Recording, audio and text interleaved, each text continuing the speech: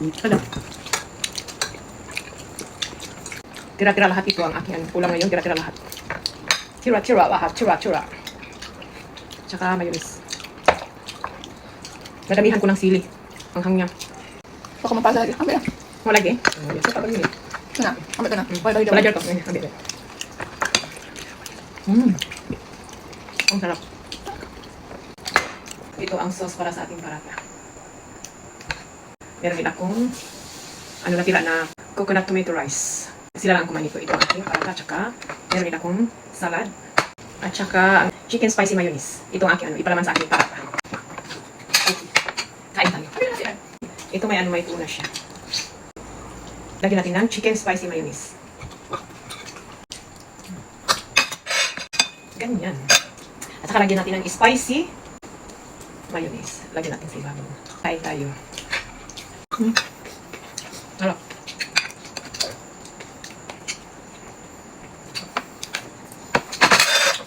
Buka na din. Ala, kasi fold. Ada di pa rin panas. Fold. Hati-hati, sambot na rin ako. Malinis. Sudah tadi. Kau patah palman? Nih, tinggal nih.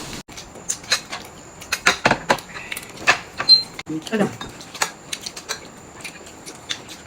Tira-tira lahat ito ang aking ulam ngayon. Tira-tira lahat. Tira-tira lahat. Tira-tira. Tsaka mayonnaise. Nadamihan ko ng sili. Ang hangnya. Baka mapasa lagi. Ambil lah. Mau lagi? Ito pa ba yun eh? Kena. Ambil kena. Wala dyan to. Ambil ito. Ang sarap.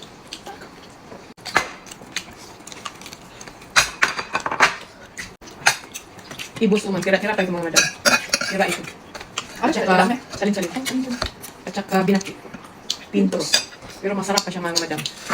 Masarap pa siya kasi in-steam ito. Hindi siya nakababad sa tubig. In-steam lang siya. Iba ang texture niya pag in-steam siya.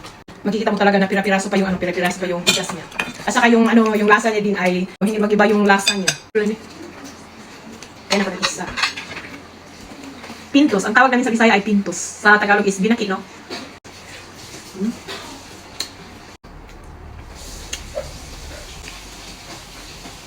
Okay, salamat sa panonood.